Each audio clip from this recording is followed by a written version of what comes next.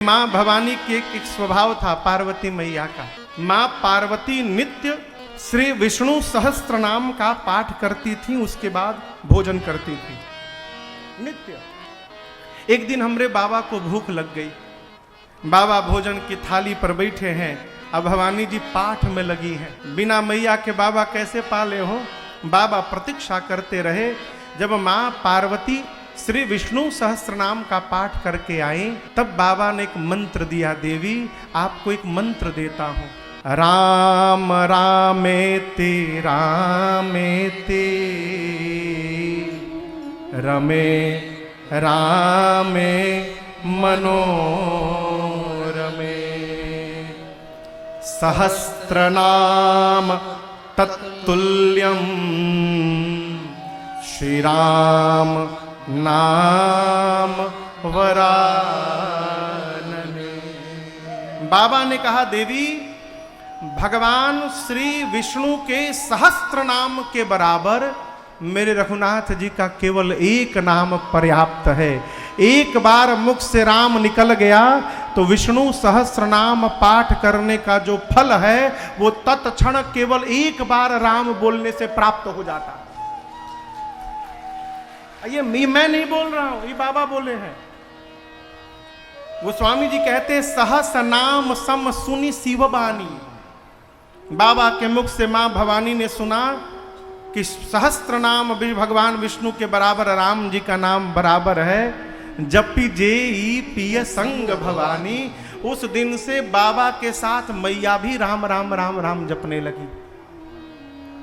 और याद रखिएगा, जिस परिवार के माता पिता भजन करने लगते हैं उस घर की संतानें अपने आप भजन में प्रवेश कर जाती हैं, उनको अलग से नहीं कहना पड़ता। दूसरी बात कहूं, जहां भजन होता है वहां विरोध समाप्त हो जाता है। विरोध वही है जहां भगवान का भजन नहीं है। भजन करने वाले को पता चलता है कि जीवन का असली खजाना प्राप्त हो गया है। इसके बाद जिस खजाने के लिए विरोध किया जाएगा वो समाप्त होने वाला है और ये साथ चलने वाला खजाना है। इसके आने के साथ उसका मोल समाप्त, इसलिए विरोध समाप्त। गोस्वामी जी कहना चाहते हैं कि जिस प्रकार भजन के प्रभाव से यहां विरोध समाप्त हो गया, युवानी अवस्था में बहुत झंझावात आने वाले हैं जीवन में। गृह का रजना ना जंजाला। आए, वेलकम करिए, साथ में भजन करते रहिए, बाबा के तरह राम राम कहते रहिए। समस्याएं आएंगी, समस्याएं आकर चली जाएंगी, उसका प्रभाव आपके व्यवहार विचार आचार पर पड़ने वाला नहीं है। इसलिए पहले श्लोक में बाबा को स्मरण किया, दूसरे श्लोक में मेरे प्रभु के मुख को वंदन किया। कौन सा मुख? रात्रि में सुने कि प्रातः काल राजा बनना है, प्रसन्न नहीं भय। प्रातः काल सुने राजा नहीं, वन में जाना है, दुखी नहीं भय। देखिए, मनुष्य जो जीव है ना माई बाप, अद्भुत जीव है। क्षण क्षण मात्र में विचार बदलते हैं।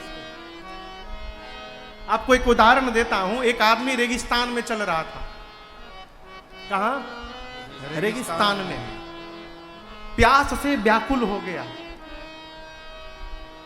लगा कि अब प्राण निकल जाएंगे उसके। तब तक दूर रेगिस्तान में एक भवन दिखाई पड़ा, 2 माले का एक घर, अगल बगल कुछ वृक्ष लगे थे। सोचा शायद वहां कुछ पानी मिल जाए। गया किसी भी तरह, घर के सामने पहुंचकर उसने आवाज लगाई, भाई कोई है घर में? ऊपर की खिड़की खोली, एक व्यक्ति ने देखा, पूछा क्या बात है? इसने कहा क्या मुझे एक गिलास पानी मिल सकता है क्या? बोला अभी लेकर आया, रुकिए तुरंत। उसने खिड़की बंद की। इस आदमी ने कहा भगवान है ये मेरे लिए, साक्षात भगवान है। इस रेगिस्तान में पानी पिलाने के लिए भगवान ही आ गए मेरे लिए ऊपर में। 5 मिनट तक कहता रहा भगवान है भगवान है। वो 5 मिनट तक पानी लाया नहीं। जब 5 मिनट तक पानी नहीं आया तो अब तक कह रहा था भगवान है, अब बोला शैतान है, शैतान है। बताओ, प्यासे के साथ विनोद कर रहा है, शैतान है। लगा कोसने, तब तक ऊपर की खिड़की फिर खुली। उसने कहा भाई साहब क्षमा करिए, मैं सोचा केवल पानी लेकर जाऊंगा तो अच्छा नहीं लगेगा, मैं बिस्किट ढूंढने लगा, उसी में विलंब हो गया, बिस्किट पानी लेकर अभी पहुंचता हूं। इसने कहा भगवान है, अरे भगवान है, आप दर्शन करो। 5 मिनट में भगवान से शैतान हो गया। एक बार खिड़की खुली तो फिर से भगवान हो गया। मनुष्य का चिंतन अपने स्वार्थ को देखकर समय समय पर परिभाषाएं बदलता रहता है। क्यों? विकार भरा है। भगवान में विकार नहीं है, इसलिए किसी भी परिस्थिति में मेरे सरकार का आकार नहीं बदलता है। वो सब परिस्थिति में एक रूप में रहते हैं। विकार आकार को बदलता रहता है। जो मुख सर्वकाल एक रस में मुस्कुराता रहता है, वो स्वामी जी कहते हैं वो मुख भक्तों का मंगल करने वाला है, मैं उसको बारंबार वंदन करता हूं। ये दूसरा श्लोक। तीसरा श्लोक आप मेरे पीछे देखिए। नीलांबुजश्यामल कोमलांगम सीता समारो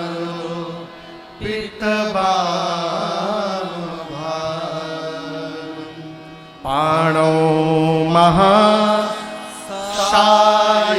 चारुचापम नमामि रामं रघुवंशनाथं। वो स्वामी जी कहते हैं नील अंबुज के समान जिनका श्याम वर्ण है, जिनके कोमल कोमल अंग हैं, वामांग में जगत जननी मां श्री जानकी जी विराजमान है, जिन राम जी ने हाथ में सारंग धनुष और अमोघ बाण धारण किया हुआ है और धारण करके मां जानकी के साथ रघुवंश के सिंहासन पर विराजमान है, उन प्रभु श्री राम को मैं बारंबार वंदन करता हूं। नमामि रामम रघुवंशनाथ। 3 श्लोक लिखने के बाद पूज्यपाद गोस्वामी तुलसीदास जी महाराज ने गुरु चरण रज से मन रूपी दर्पण को निर्मल किया है। अयोध्या कांड में किया तो अरण्य कांड में क्यों नहीं किया? किष्किंधा में क्यों नहीं किया? अयोध्या में ही क्यों किया? आप समझिएगा। सुबह सुबह नहाने के बाद जब दर्पण के सामने अपने चेहरे को ठीक करने के लिए हम पहुंचते हैं और यदि दर्पण पर मैल जमा हो, क्या जमा हो? कहिए कहिए, मैल। मैल बुझाता ना? मैल जमा हो तो क्या अपना चेहरा दिखाई पड़ेगा? नहीं। ठीक उसी प्रकार जैसे दर्पण पर मैल जमा हो जाए, अपना स्वरूप नहीं दिखता, मन पे यदि मैल जम जाए माई बाप, तो हमको भगवान के भक्त में भी भक्त नहीं दिखाई पड़ता, ठग दिखाई पड़ता। अयोध्या कांड की कथा प्रारंभ करने से पहले पूज्यपाद गोस्वामी तुलसीदास जी महाराज अपने पूज्यपाद गुरुदेव भगवान प्रातः स्मरणीय श्री नरहरिया दास जी महाराज के श्री चरणों में लगे हुए चरण रज से अपने मन रूपी दर्पण को निर्मल करना चाहते हैं। और याद रखिएगा, बिना सद्गुरु के कृपा के मन निर्मल होने वाला नहीं है। गुरु बिनु भव निधि तरई न कोई, जौ बिरंचि शंकर सम होई। मानस में बाबा कहते हैं ब्रह्मा जी और शंकर जी भी शरीर धारण कर ले तो बिना सदगुरु के शरण में गए कल्याण होने वाला नहीं है? लेकिन काशी में तो सबे गुरु है। हो भैया, कोई चेला नहीं है। का गुरु?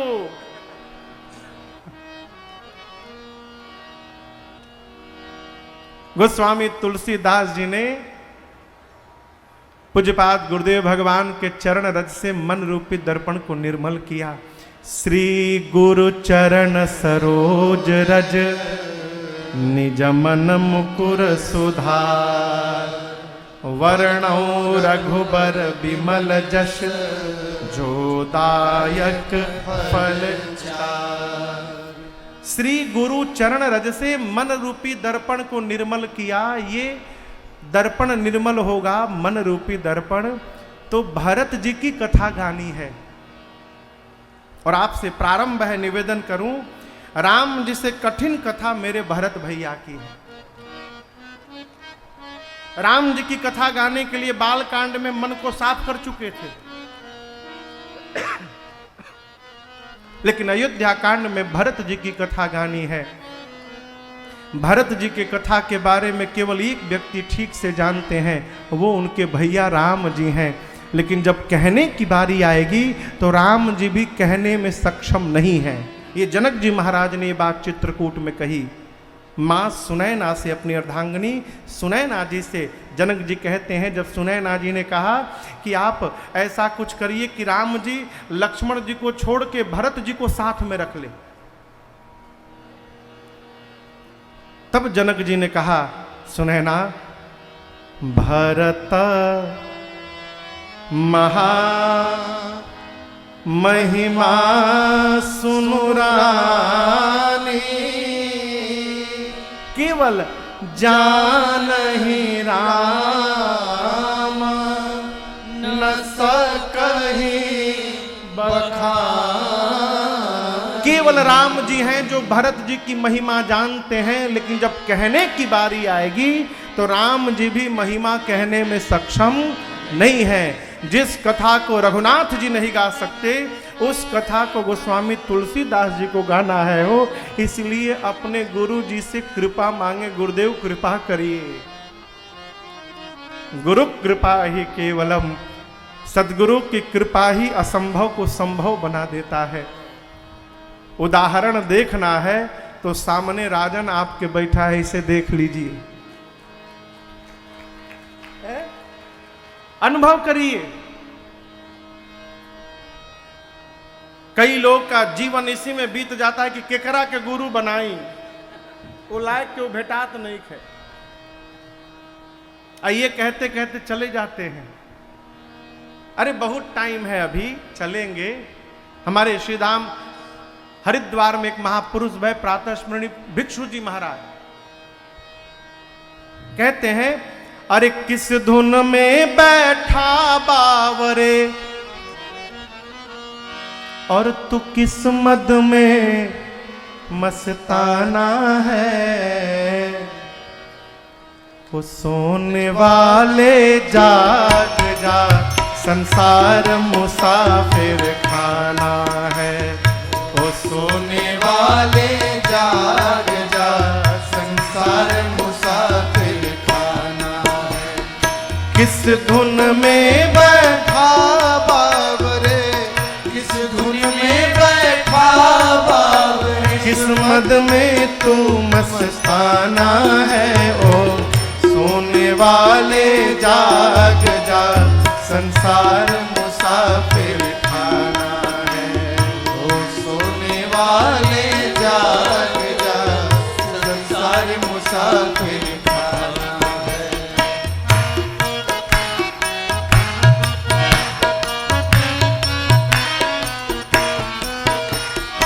क्या लेकर आया था जग में, फिर क्या लेकर जाएगा, फिर क्या लेकर जाएगा, फिर क्या लेकर जाएगा। सिकंदर मरने वाला था। कौन सिकंदर?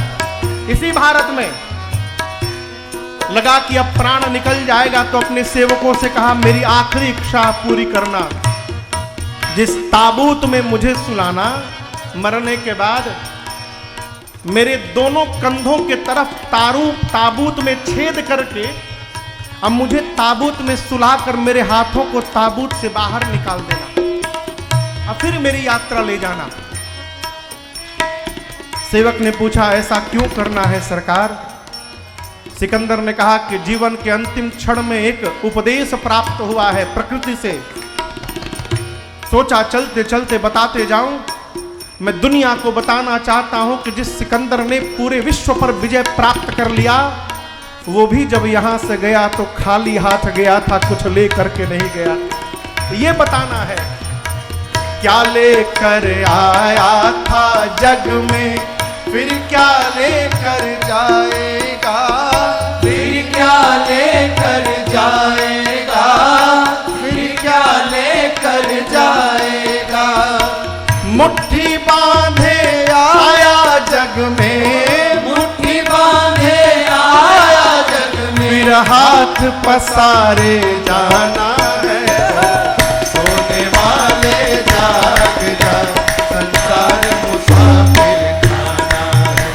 ओ सोने वाले जाग जा, संसार मुसाफिर खाना है। मुट्ठी बांधे आया जग में, मुट्ठी बांधे आया जग में, हाथ पसारे जाना है। ओ सोने वाले जाग जा, संसार मुसाफिर खाना है। ओ सोने वाले जाग जा, संसार मुसाफिर खाना है।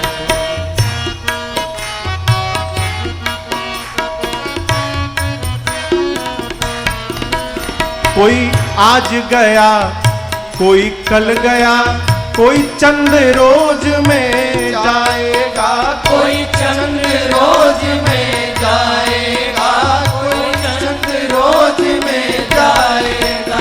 कोई आज गया, कोई कल गया, कोई चंद रोज में जाएगा, कोई चंद रोज में जाएगा, कोई चंद रोज में जाएगा। जिस घर से निकल गया पंछी, जिस घर से निकल गया पंछी, उस घर में फिर नहीं आना है। ओ सोने वाले जाग जा, संसार मुसाफिर है। जिस घर से निकल गया पंछी, जिस घर से निकल गया पंछी, उस घर में फिर नहीं आना है। ओ सोने वाले जाग जा, संसार मुसाफिर खाना है। ओ सोने वाले जाग जा, संसार मुसाफिर खाना है।